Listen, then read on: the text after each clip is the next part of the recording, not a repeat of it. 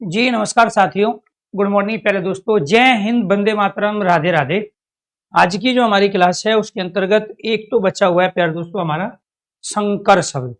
इसके बाद में फिर एक दूसरा टॉपिक लेंगे रूढ़ यौगिक और योग रूढ़ शब्द। तो दोस्तों हम अपना टॉपिक कंप्लीट कर रहे हैं शब्द के भेद और शब्द के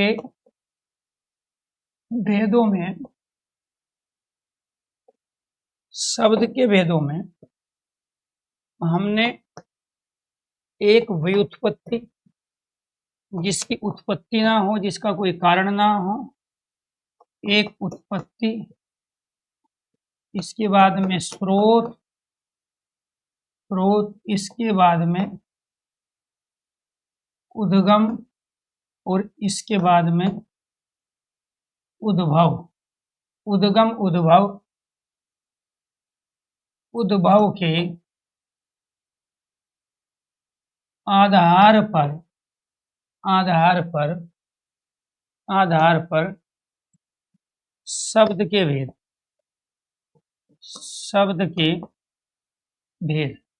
और ये भेद हैं हमारे 5। इनमें से उत्पत्ति के आधार पे शब्द के 4 ही भेद होते हैं जो हम कंप्लीट कर चुके हैं। अगर वो आपसे पूछता है उत्पत्ति के आधार पर शब्द के भेद, तो राइट आंसर है 4। और उन 4 में से कौन कौन से हैं? एक आपका तत्सम है, दूसरा आपका तद्भव है, तीसरा आपका देशी है, चौथा आपका विदेशी है। ये 4 भेद होते हैं उत्पत्ति के आधार पर। लेकिन इसमें एक 5वां होता है, वो होता है संकर शब्द। अगर इन 4 में एक 5वां और हम लगाए तो फिर वो व्युत्पत्ति, स्रोत, उद्गम, उद्भव के आधार पे शब्द के भेद। ये चारों तो दोस्तों हम कंप्लीट कर चुके हैं अपनी पिछली क्लास में, तत्सम भी, तद्भव भी, देशी भी और विदेशी भी। आज बारी है हमारी संकर शब्द। संकर शब्द उत्पत्ति के आधार पे शब्द के भेदों में नहीं आता, क्योंकि संकर शब्द ऑलरेडी दो अलग अलग भाषाओं में पहले ही उत्पन्न हो चुका है। तो संकर शब्द किसे कह रहे हैं हम? दो अलग अलग भाषाओं के शब्द, दो अलग अलग भाषा, दो अलग अलग भाषा के शब्द, दो अलग अलग भाषा के शब्द क्या कहलाते हैं? संकर शब्द। क्या? दो अलग अलग भाषा के शब्द संकर शब्द कहलाते हैं। दो अलग अलग भाषा के शब्द क्या कहलाते हैं? संकर शब्द कहलाते हैं। इनमें से जैसे हमने यहाँ प्रयोग किया जांचकर्ता, ठीक है जी, ऐसे ही डाकघर, ऐसे ही टिकट घर, ऐसे ही अजायब घर, ठीक है जी। अब इसमें दो अलग अलग भाषा के शब्द कौन से हैं? जांच शब्द हिंदी का है।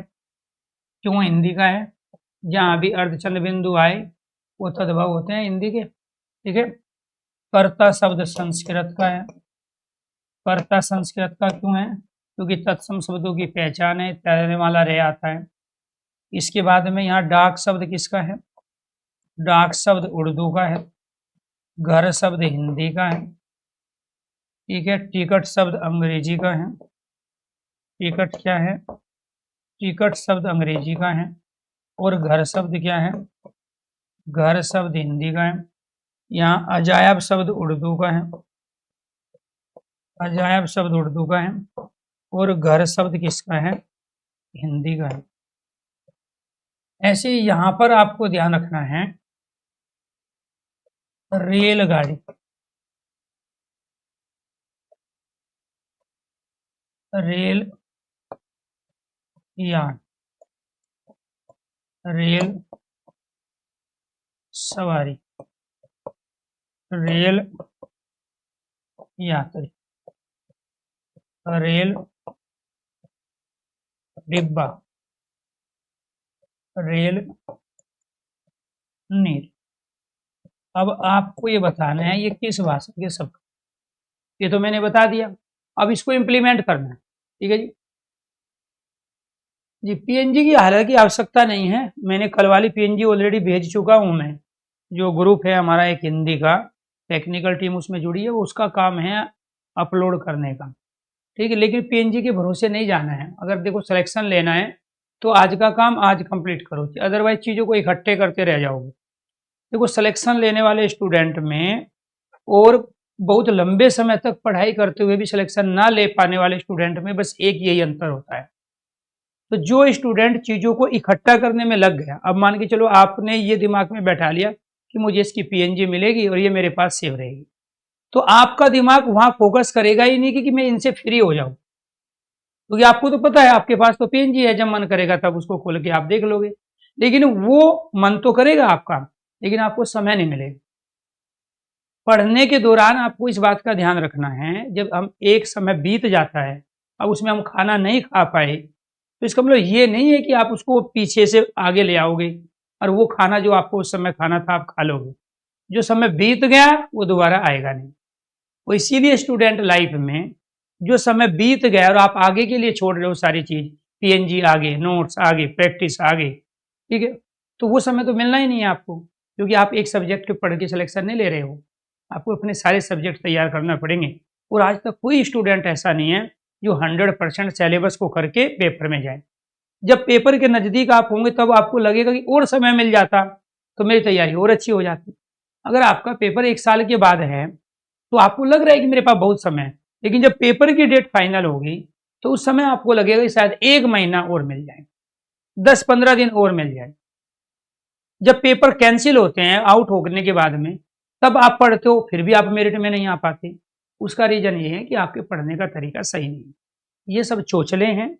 एक बार यहाँ हम पढ़ाएं, जब हमने पढ़ा दिया, आपको समझा दिया, तो क्या आवश्यकता है आपको पीएनजी को सेव रखने की? आपका काम क्या होना चाहिए, इन चीजों को जाके प्रैक्टिकली इंप्लीमेंट करके देखना है। मैंने ये टॉपिक कंप्लीट करा दिया, तत्सम तद्भव देशी विदेशी। आपका काम क्या था, आप किसी बुक से, आप किसी भी मॉक टेस्ट से, किसी भी प्रीवियस क्वेश्चन पेपर से, या फिर किसी यूट्यूब चैनल से आपको वो टॉपिक प्रैक्टिस करने थे, वो आपने किया नहीं। बस आपको तो इकट्ठी करनी, और आप इकट्ठी कर लो, 2029 में सिलेक्शन ले लेना। क्योंकि 27 और 26 में तो सारी चीजों को इकट्ठी करते रहो और ये देखते रहो कहाँ कौन बढ़िया पढ़ा रहा है और किसका पढ़ाया हुआ पेपर में आता है, किसका पढ़ाया हुआ पेपर में नहीं आता। ये साल आप उसमें निकाल दो, फिर अगली साल हो जाएगा, क्योंकि आपके साथ वालों का सिलेक्शन हो चुका होगा। तो आप देखो ना, आपके बीच में से कितने लोग सिलेक्शन ले पाए, ठीक, आपका क्यों नहीं हुआ?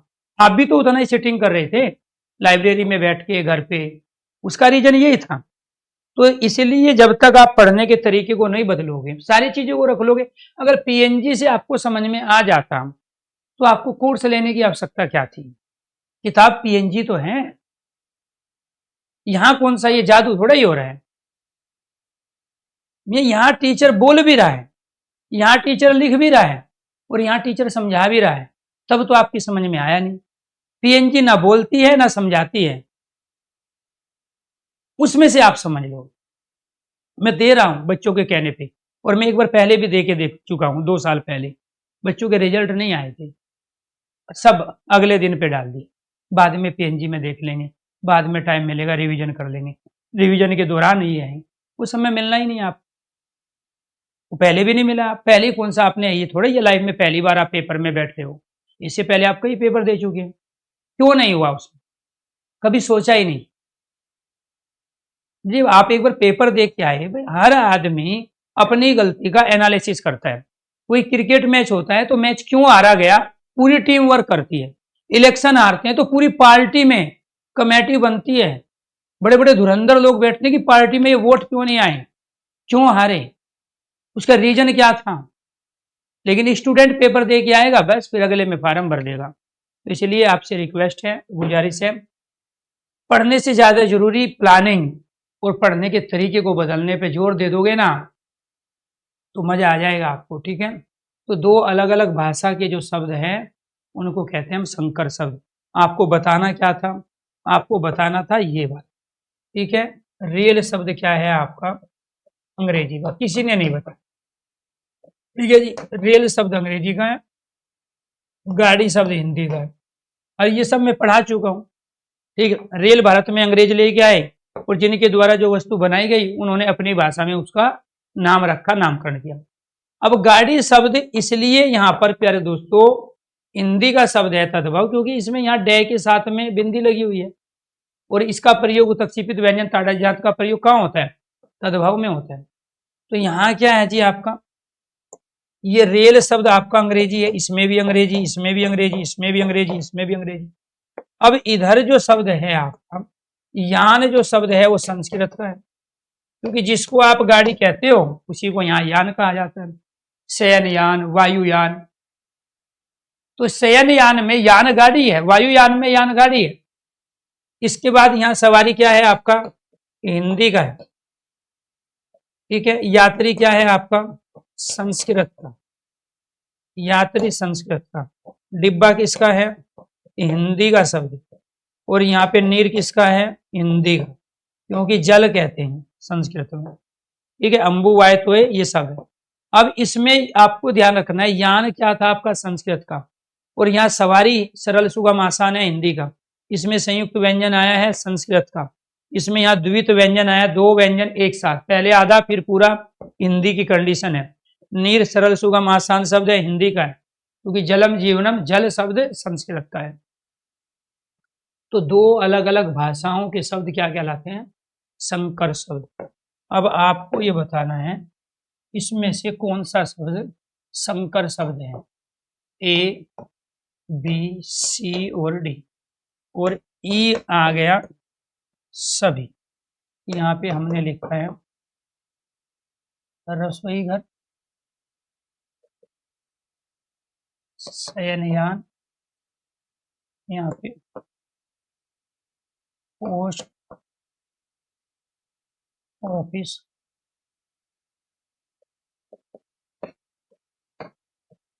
वायुयान, BCDE। ठीक है जी, बताइए इसमें से आपको बताना है संकर शब्द कौन सा है। Very good.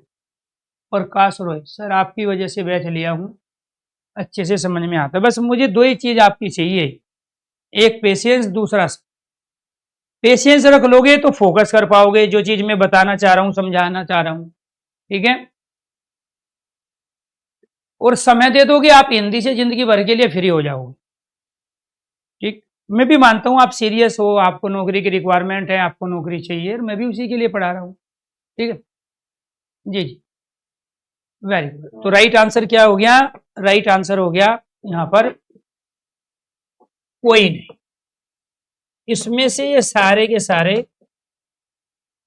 यौगिक शब्द है, इनमें से कोई भी, इनमें से कोई भी नहीं। ये वाला आंसर आपका राइट है।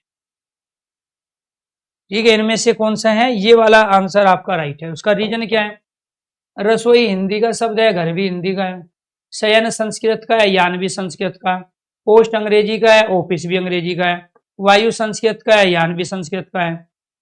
तो इनमें से ये जरूरी नहीं है दो दो शब्द आएंगे वो सारे संकर होंगे। अगर जब ये दोनों एक ही भाषा के हैं, ये दोनों हिंदी के हैं, ये दोनों अंग्रेजी के हैं, ये दोनों संस्कृत के हैं, तो ये अपने आप में क्या है, ये यौगिक शब्द है। ये क्या शब्द है, यौगिक। तो आपको ये ध्यान रखना है कि ये जरूरी नहीं है कि जो भी दो शब्द आए आप उनको सबको संकर मान लो। संकर में कंडीशन क्या है, दो अलग अलग भाषा के शब्द होने चाहिए। जैसे जांच हिंदी का था, करता संस्कृत का, डाक उर्दू का, घर हिंदी का, टिकट अंग्रेजी का, घर हिंदी का, अजायब उर्दू का, घर। अब इसको कैसे पहचानोगे, यहाँ इससे पहचानोगे, ये वाला उर्दू का टिकट को आप अंग्रेजी में टिकट ही लिखोगे, और जिसका देवनागरी की लिपि में और रोमन लिपि में एक जैसा उच्चारण हो वो क्या कहलाता है, अंग्रेजी के कहलाते हैं। डाक व्यवस्था कौन लेके आए थे, मुस्लिम शासनकाल की देन है। ठीक है, घर शब्द हिंदी का है क्योंकि ग्रह हम संस्कृत में कहते हैं। इसमें से उत्क्षेपित व्यंजन आया हिंदी का है, यान संस्कृत का है, सवारी सरल सुगम है, इसमें संयुक्त व्यंजन आधा व्यंजन आया, इसमें यहाँ पे द्विगुणी द्वि व्यंजन आया जो कि हिंदी तद्भव में प्रयोग करते हैं। तो इस तरीके से प्यारे दोस्तों आपका ये वाला टॉपिक हो गया कंप्लीट। उत्पत्ति उत्पत्ति उत्पत्ति के आधार पे शब्द के चार भेद हैं, जिसमें संकर शब्द नहीं आता है क्योंकि संकर तो ऑलरेडी उत्पन्न हो चुके हैं ना दूसरी भाषाओं में। ठीक है, इसके बाद उत्पत्ति के आधार पे पांच भेद हो गए, स्रोत के आधार पे, उद्गम उद्भव के आधार पे। दूसरा जो शब्द का भेद है जो आज हमें कंप्लीट करना है वो है आपका ये वाला। दूसरा शब्द का भेद है रचना, बनावट, रचना बनावट, रचना आकृति, रचना बनावट संरचना आकृति के आधार पर शब्द के भेद, और वो भेद है तीन। रचना बनावट संरचना आकृति के आधार पर शब्द के भेद कितने हैं, तीन है। इसमें से एक होता है रूढ़ शब्द, एक क्या होता है, रूढ़ शब्द। दूसरा होता है यौगिक शब्द, दूसरा होता है यौगिक शब्द, रूढ़ शब्द, यौगिक शब्द। तीसरा होता है योग रूढ़ शब्द, रूढ़ शब्द, रूढ़ शब्द, यौगिक शब्द, और तीसरा होता है योग रूढ़, योग रूढ़ शब्द। तो ये आपको ध्यान रखना है, रूढ़ शब्द, यौगिक शब्द और योग रूढ़ शब्द। इसमें से जो पहला है हमारा रूढ़ शब्द, इसकी कंडीशन है हमारी ये, जिन शब्दों के टुकड़े या जिन शब्दों के टुकड़े या खंड करने पर, जिन शब्दों के टुकड़े या खंड करने पर कोई अर्थ ना हो, जिन शब्दों के टुकड़े या खंड करने पर कोई अर्थ ना हो, वो क्या कहलाते हैं? रूढ़ शब्द। जो शब्द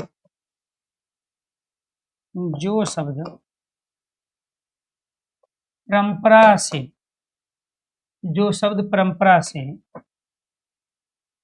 पीढ़ी दर पीढ़ी, जो शब्द परंपरा से पीढ़ी दर पीढ़ी, जो शब्द परंपरा से पीढ़ी दर पीढ़ी,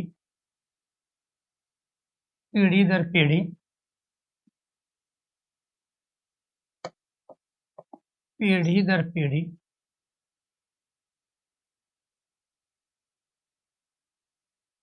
पीढ़ी दर पीढ़ी एक स्थान से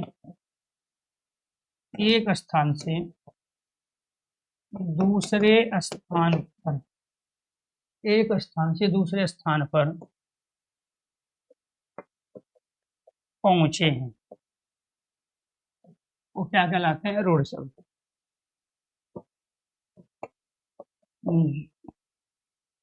जिन जिन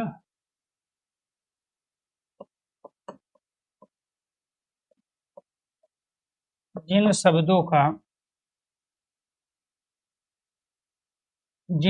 का प्रयोग, जिन शब्दों का प्रयोग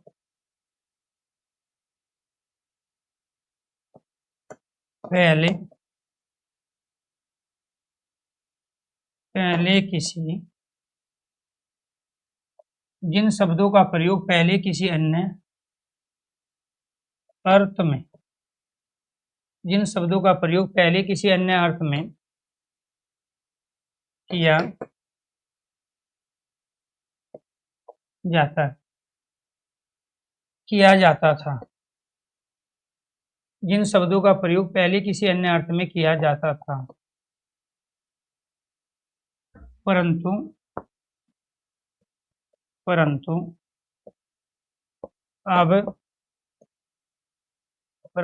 अब दूसरे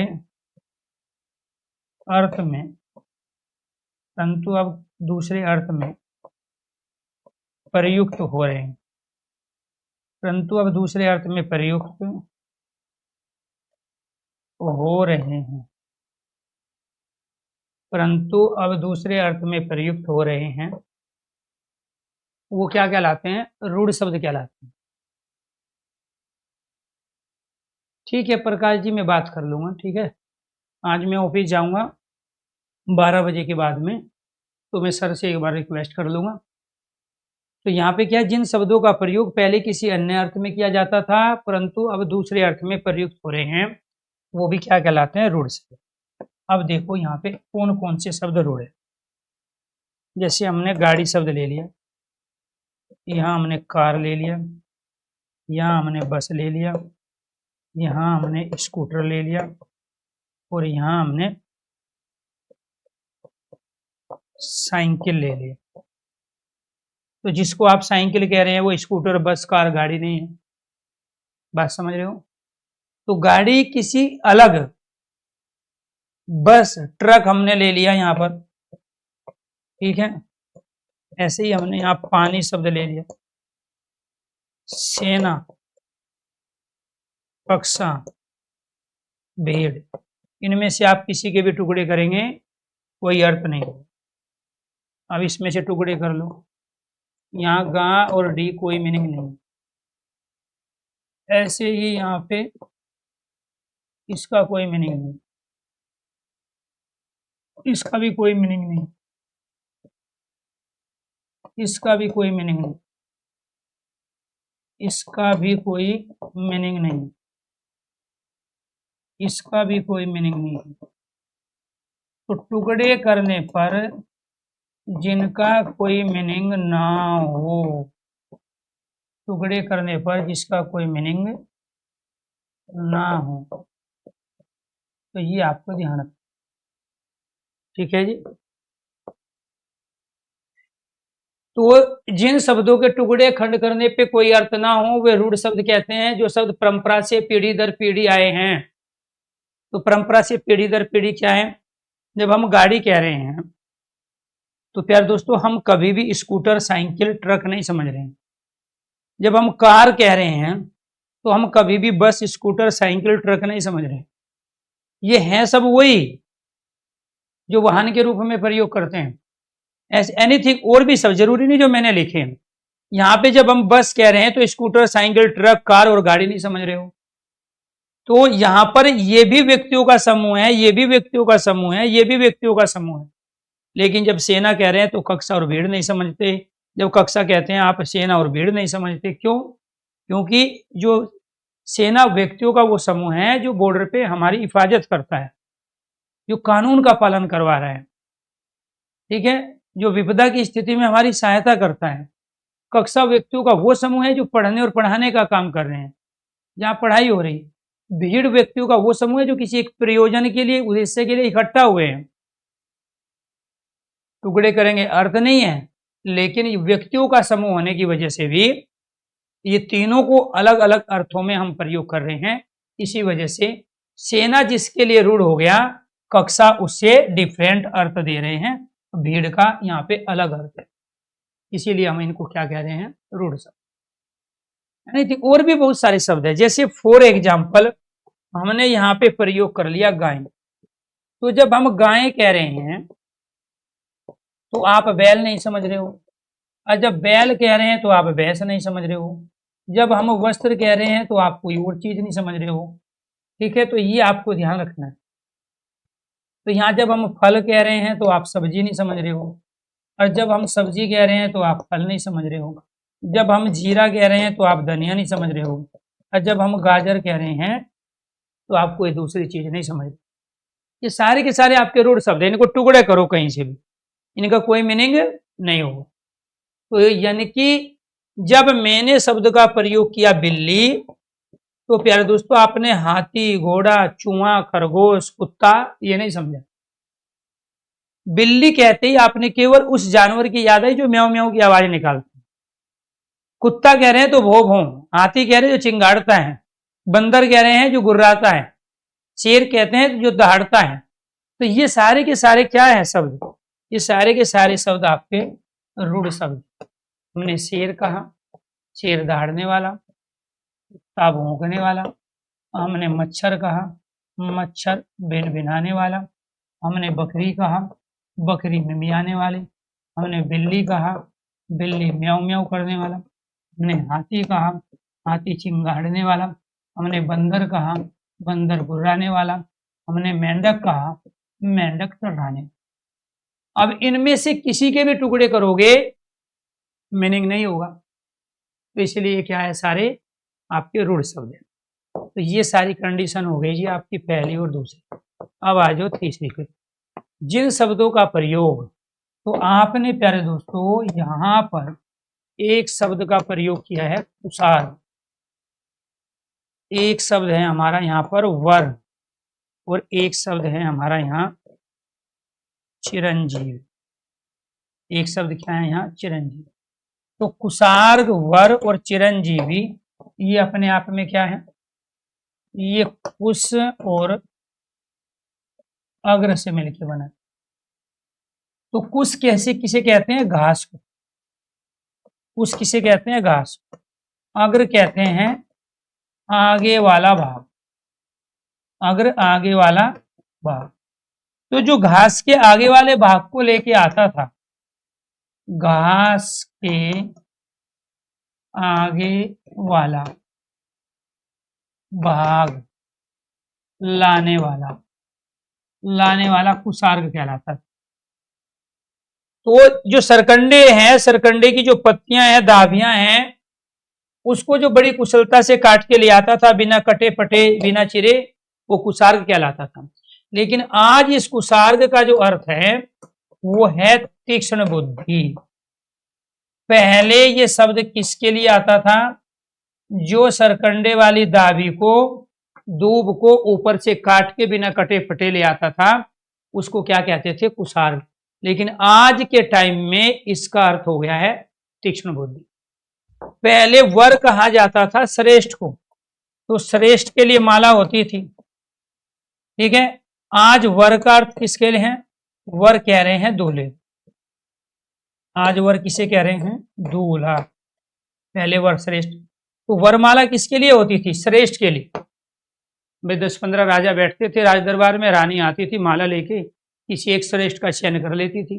वो बात अलग है, बाद में पता चलता था कि वो श्रेष्ठ नहीं है। तो जो श्रेष्ठ के लिए माला होती थी तो उसी को तो वरमाला कहते थे। पहले वर का अर्थ श्रेष्ठ था, आज दूल्हे के अर्थ में प्रयोग करें। पहले चिरंजीवी कह रहे थे दीर्घायु जानवर को। चिरंजीवी किसे कह रहे थे? चिरंजीवी कह रहे थे हम दीर्घायु जानवर, इसको कह रहे हैं दीर्घायु जानवर। और आज चिरंजीवी किसे कह रहे हैं? दूल्हे का विशेषण। आज चिरंजीवी शब्द क्या है? दूल्हे का विशेषण। कैसे? जैसे चिरंजीवी अमित, जो शादी का कार्ड होगा ना आपका, निमंत्रण पत्र, उस पे लिखा होगा। लड़कियों के लिए क्या प्रयोग करते थे? आयुष्मती। आयुष्मती। अब मान के चलो किसी का नाम सोनम है, तो सोनम की आयु लंबी हो इसलिए आयुष्मती शब्द, ठीक है। अमित चिरंजीवी हो, लंबी आयु को प्राप्त करे। तो आज इस दूल्हे के विशेषण के रूप में चिरंजीवी का प्रयोग हो रहा है यहां इस रूप में। जैसे लड़कियों के लिए आयुष्मती और लड़कों के लिए चिरंजीवी। और कई बार ये चिरंजीवी और ये आयुष्मती ऐसे लिखा होता है, तो वहां कंफ्यूज नहीं होना है आप। ये जो लिखा होता है ना ची और ये आयु, तो इसका मतलब यही है आयुष्मती, लंबी आयु को प्राप्त, चिरंजीवी दीर्घायु। लेकिन प्राचीन समय में चिरंजीवी किसके लिए कहते थे? दीर्घायु जानवर। तो इसका मतलब दूल्हा दीर्घायु जानवर होता है, ऐसा नहीं है। वो पुराने समय में थे दीर्घायु जानवर, आज तो दूल्हे के विशेषण के रूप में कर दे। तो इन शब्दों को भी कुसार्ग जो शब्द हैं, कुसार्ग जो शब्द हैं, वर और चिरंजीवी जो शब्द हैं, ये अपने आप में क्या कहलाएं? रूढ़ शब्द। और किस कंडीशन के अनुसार कहलाएं? तीसरे वाली कंडीशन के अनुसार। जिन शब्दों का प्रयोग पहले किसी अन्य अर्थ में किया जाता था परंतु अब दूसरे अर्थ में प्रयुक्त हो रहे हैं, वो क्या कहलाते हैं? हमारे रूढ़ शब्द कहलाते हैं। वो क्या कहलाते हैं? रूढ़ शब्द। इसके बाद दूसरी बारी आई हमारी यौगिक शब्द की। तो दूसरा जो है हमारा कौन सा है? यौगिक शब्द। यौगिक शब्द की पहली कंडीशन क्या है? यौगिक शब्द की पहली कंडीशन है उपसर्ग और शब्द मिलके यौगिक बने। उपसर्ग और शब्द मिलके यौगिक कैसे बनेंगे? जैसे आजीवन, प्रतिदिन, पराक्रम, दुर्दिन, पर्याप्त, इसमें परि उपसर्ग है। और व्याप्त में वी उपसर्ग है। व्याप्त में वी उपसर्ग है। तो इसमें तो आपको डायरेक्ट दिखाई दे रहा है, यहां आपको निकालना पड़ेगा। इसमें परि उपसर्ग है, परि और आप से मिलके बना, और ये बना है आपका वी और आप से व्याप्त। आप तो मतलब फैला हुआ। तो ये आपका क्या कहलाया? ये आपका कहलाया जी यौगिक।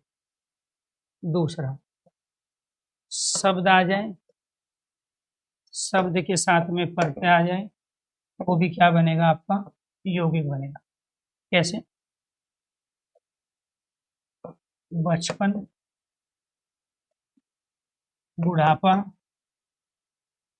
जवानी, बचपन, बुढ़ापा, जवानी, मिठास, खिलाड़ी और लिखा। अब इसमें पन प्रत्यय का प्रयोग हुआ है जी।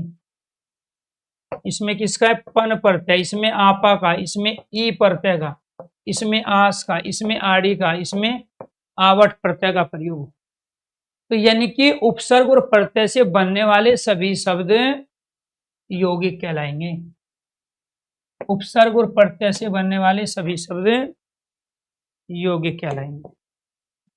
संधि वाले शब्द, संधि वाले शब्द जिनमें भी संधि होगी वे भी यौगिक होंगे, जिनमें भी संधि होगी वो यौगिक होंगे। जैसे हमने यहाँ विद्यार्थी शब्द ले लिया, यौगिक है। यहाँ रविंद्र शब्द ले लिया, यहाँ वधु उत्सव शब्द ले लिया। ठीक है, ऐसे यहाँ रमेश शब्द ले लिया, यहाँ सदैव शब्द ले लिया, और यहाँ नयन, एनीथिंग, और भी कोई भी, ये सब संधि वाले शब्द हैं। तो संधि वाले सभी शब्द क्या कहलाएंगे, यौगिक कहलाएंगे। इसके बाद में संकर शब्द, सभी संकर शब्द भी यौगिक,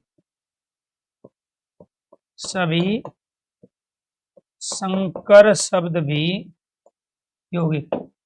संकर शब्द में कौन से आ गए, जांच करते हैं, टिकट घर है, रेल यात्री है। ठीक है जी, ये सारे के सारे क्या है आपके संकर शब्द है। और डाकघर, ये सारे के सारे संकर शब्द भी आपके क्या कहलाएंगे, यौगिक। पांचवा समासिक शब्द, समास वाले शब्द, बहुव्रीहि समास को छोड़, समास वाले शब्द बहुव्रीहि समास को छोड़कर, बहुव्रीहि समास को छोड़ के फिर क्या आ जाएगा, जैसे अव्ययी भाव है, द्विगु है, द्वंद्व है, तत्पुरुष है, कर्मधारी है, इनके उदाहरण बहुव्रीहि समास को छोड़कर सारे एग्जाम्पल किसके होंगे, यौगिक के होंगे। सारे एग्जाम्पल किसके, यौगिक के होंगे। छठा, पद के साथ में पद आ जाए या शब्द के साथ में शब्द आ जाए, वो भी क्या कहलाएंगे, हमारे यौगिक शब्द कहलाएंगे। जैसे चिड़ियाघर, चिड़िया के लिए घर, हिमालय, बर्फ का घर, विद्यालय। अब ये सामासिक पद भी है, संधि भी है, इनमें वो कंडीशन भी अप्लाई करते। मैं पद तो इसलिए कह रहा हूं ना, विभक्ति आ गई ना इनके साथ। चिड़िया के लिए घर, तो के लिए है, तो क्या हो गया, चतुर्थी विभक्ति संप्रदान कारक हो गया, क्योंकि इनमें समास भी है, ये सामासिक पद भी है, ये दोनों समास और संधि दोनों का है। ऊपर वाली कंडीशन भी आप अप्लाई कर सकते हैं। ठीक है जी, तो पद के साथ में जब पद आ जाए, जैसे राजपुत्र, राजा का, ठीक है, कन्यादान, कन्या का दान, तो ये सारे के सारे क्या है जी, दो पद आ गए इसमें। कोई भी दो शब्द आ जाए, पद आ जाए, संधि कहाँ होती है, दो पुराने शब्दों के निकटवर्ती वर्णों के बीच में। तो दो पुराने शब्द किस भाषा के, ये संस्कृत का है, ये भी संस्कृत का है, अर्थी भी संस्कृत, विद्या शिक्षा अर्थी ग्रहण करने वाला। तो जो पुराने शब्द संस्कृत के हैं उनसे बनने वाला नया शब्द भी संस्कृत का रहेगा तत्सम। तो संधि में क्या होता है, दो पुराने शब्दों के निकटवर्ती वर्णों को आपस में मिला के नया शब्द बनाते हैं। तो स्वाभाविक बात है, जब दो पुराने शब्दों का आपस में योग हो रहा है तो वो तो अपने आप में यौगिक कहलाएगा। जैसे आपको ये ध्यान रखना पड़ेगा, हमारा सोडियम क्लोराइड यौगिक शब्द है, तो इसमें सोडियम की भी इंपोर्टेंस है और क्लोराइड की भी, इसलिए यहाँ पे ये शब्दांश है, ये शब्द है। यहाँ पे ये बच्चा शब्द है, ये आपका शब्दांश है इसके अंदर। विद्या और अर्थी है, तो इनमें सब में योग हो रहा है, तो योग शब्दांश के रूप में भी हो सकता है और शब्द के रूप में भी। तो उपसर्ग से बनने वाले, प्रत्यय से बनने वाले, संधि वाले संकर शब्द समास में बहुव्रीहि समास को छोड़कर अगर दो पद आ रहे हैं तो वो भी क्या कहलाएंगे, आपके यौगिक कहलाएंगे। ठीक है, जैसे पंकज, कीचड़ में जन्म लेने वाले, तो इसमें भी तो दो हैं, पंकज।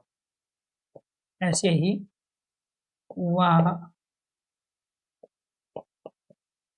वारिद, ऐसे ही प्योधि, ये सब यौगिक शब्द। क्लियर। ऐसे ही अम्बुज, यहाँ पर नीरद, पानी को देने वाला। ठीक है जी। ऐसे ही यहाँ पे जलधि, जल को धारण करने वाला। तो ये क्या कहलाया आपका, ये समुद्र है, ये बादल है, ये कमल है, ये समुद्र है, ये बादल है, ये कमल है। इनमें भी दो पद है, पंख कीचड़ दिया जन्म लेने वाला, वारी पानी दे देने वाला। ठीक है, लेकिन ये बहुव्रीहि समास के उदाहरण, ये किसके उदाहरण है, बहुव्रीहि समास के। इसीलिए इनको हम क्या कहेंगे, योग रूढ़ शब्द कहेंगे। जब दोनों शब्द मिलकर किसी थर्ड पर्सन तीसरे की विशेषता को बताते हैं तो योग रूढ़ के उदाहरण हैं। तो कुछ समझ में आया यौगिक और योग रूढ़ में अंतर क्या है? भाई ये शब्द मिलकर किसी तीसरे की विशेषता को नहीं बता रहे, इनमें से कोई भी शब्द यहाँ पर बहुव्रीहि समास का एग्जाम्पल नहीं है, लेकिन ये सारे एग्जाम्पल बहुव्रीहि समास के हैं। क्लियर। तो इसीलिए योग रूढ़ कहलाते हैं। ये क्या कहलाते हैं, योग रूढ़ कहलाते हैं। अब आ जाओ तीसरे। तीसरा क्या है जी हमारा, तीसरा है योग रूढ़। योग रूढ़ में क्या होगा, योग रूढ़ से जहां जहां पहले दो शब्दों का, जहां पहले दो शब्दों का, जहां पहले दो शब्दों का योग हो, फिर दोनों शब्द मिलकर, जहां पहले दो शब्दों का योग हो फिर दोनों शब्द मिलकर, दोनों शब्द मिलकर अन्य के लिए रूढ़ हो जाए, मिलकर तीसरे के लिए रूढ़ हो जाए, रूढ़ हो जाए तो वे योग रूढ़, तो वे योग रूढ़, योग रूढ़ कहलाते हैं। वे योग रूढ़ कहलाते हैं। यहाँ पर क्या है, 10 और आनंद, इनका पहले योग हो गया और फिर ये दोनों मिलकर किसको बता रहे हैं, रावण। तो ये रावण के लिए रूढ़ हो गए, इसीलिए कह रहे हैं इसको योग रूढ़। इसलिए क्या कह रहे हैं इसको, योग रूढ़। जैसे पीत और अंबर, यहाँ पे इन दोनों का योग हो गया और ये पीतांबर किसको कह रहे हैं, विष्णु को। तो ये क्या हो गया आपका, रूढ़ हो गया। तो ये क्या कहलाए, ये कहलाए योग रूढ़। ये क्या कहलाए, योग रूढ़। इसके बाद दूसरी जो कंडीशन है हमारी वो क्या है, बहुव्रीहि समास के सभी उदाहरण। बहुव्रीहि, केवल बहुव्रीहि समास, केवल बहुव्रीहि, केवल बहुव्रीहि समास के सभी, केवल बहुव्रीहि समास के सभी उदाहरण योग रूढ़ के होते हैं, योग रूढ़ के होते हैं। इसमें आपको ये ध्यान रखना है, जैसे हमने यहाँ पे प्रयोग कर लिया गजानन, गजोदर, लंबोदर, गजानन, गजोदर, लंबोदर, एकदंत, मुस्सक वाहन,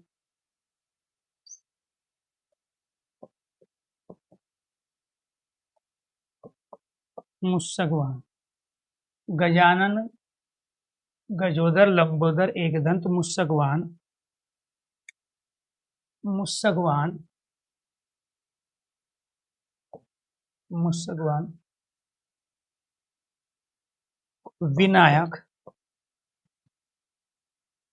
विनायक, श्रीदेव,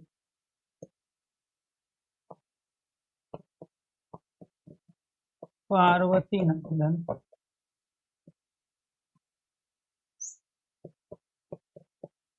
शिवसुत, शिव का पुत्र। ये सब किसके लिए आ रहे हैं? ये सब आ रहे हैं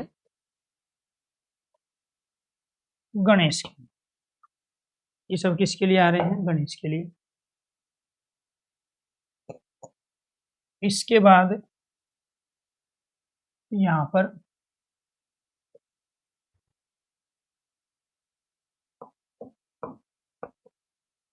चंद्रशेखर,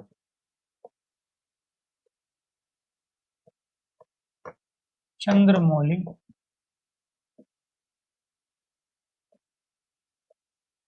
त्रिनेत्र, बागंबर,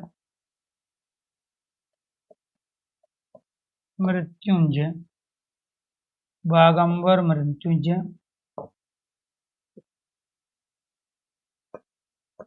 महादेव, महाकाल,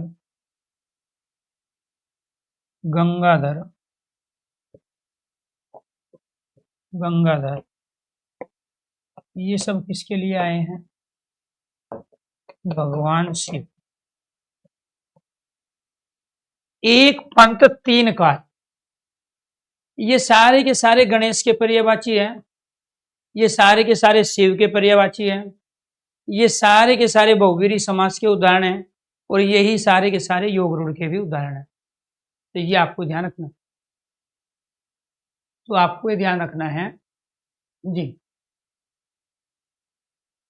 तो आपको ये ध्यान रखना है कि यहां पर एक पंथ तीन काज ये हुए, अगर वो पर्यायवाची में पूछता है तो ये सारे के सारे आपके सूत का अर्थ होता है बेटा, शिव का पुत्र। नंदन का अर्थ भी पुत्र बेटा होता है। श्रीदेव जिसकी सबसे पहले पूजा होती है।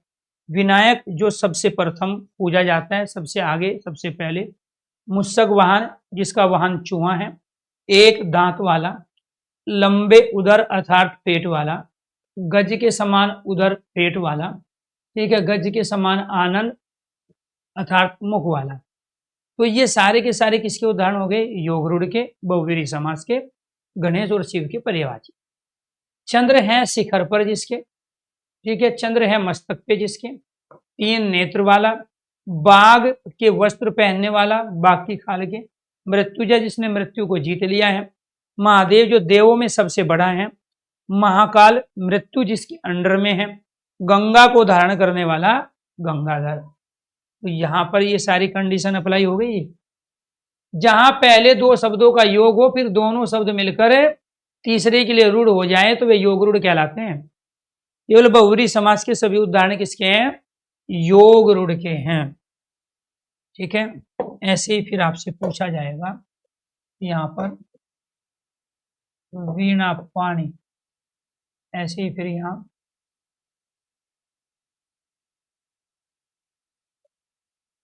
त्रिवेणी,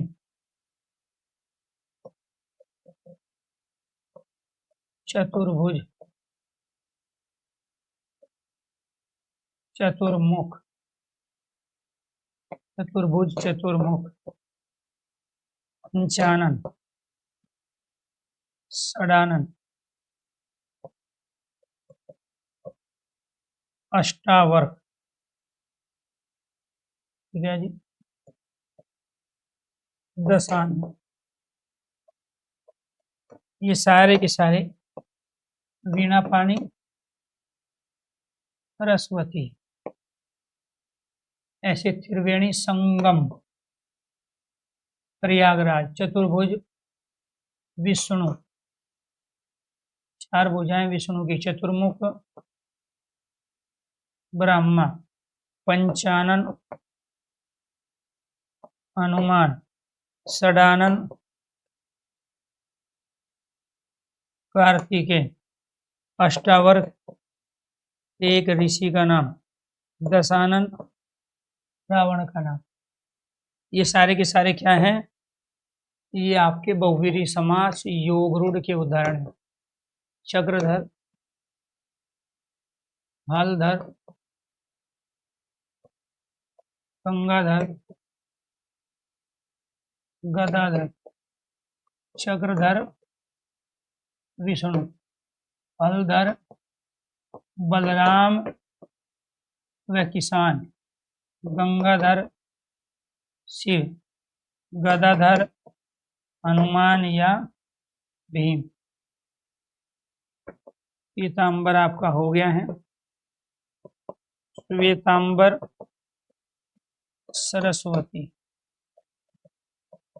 सरस्वती, ठीक है जी। ऐसे ही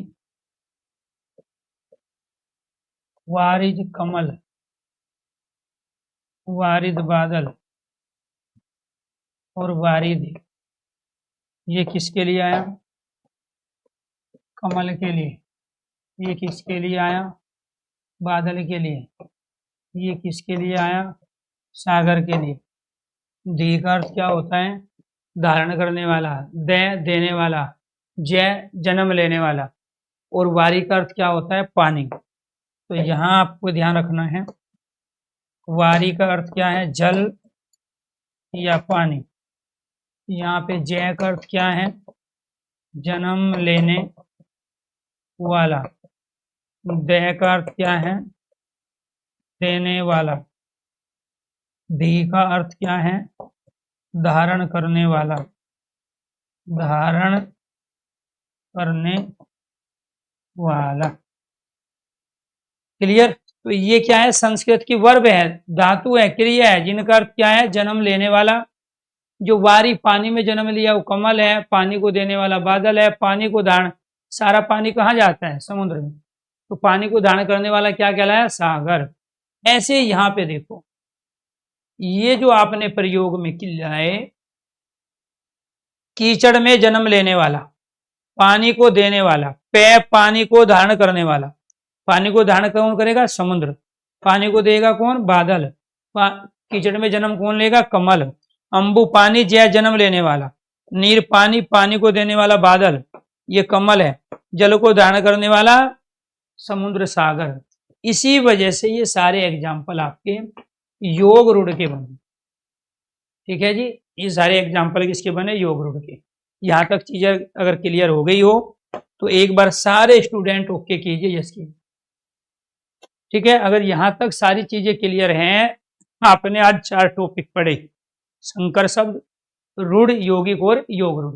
वो पूछेगा रचना बनावट के आधार पे शब्द का निम्नलिखित में से कौन सा भेद नहीं है, तो आप क्या कहोगे? संकर नहीं है, तत्सम तद्भव नहीं है। क्योंकि रचना और बनावट के आधार पर जिसको हम रचना कह रहे हैं उसी को बनावट कह रहे हैं, उसी को संरचना कह रहे हैं, उसी को आकृति। जब आप ये ओब्लिक का प्रयोग करते हो, इसका मतलब वो समानार्थी शब्द हैं। तो आपने रूढ़ शब्द भी कर लिए, यौगिक भी कर लिया और योग रूढ़ भी। ठीक है, संकर शब्द कहाँ आते हैं? संकर शब्द आते हैं उत्पत्ति, व्युत्पत्ति, उद्भव, उद्भव के आधार पे। उत्पत्ति के आधार पे क्या है? तत्सम तद्भव, देशी विदेशी। व्युत्पत्ति के आधार पे कितने भेद होते हैं? 5। और 5वां भेद कौन सा हो जाएगा यहाँ? संकर शब्द है, लेकिन ये उत्पत्ति के आधार पे नहीं आएगा। उत्पत्ति के आधार पे केवल 4 वेद होंगे, उद्गम के आधार पे 5, उद्भव के आधार पे 5।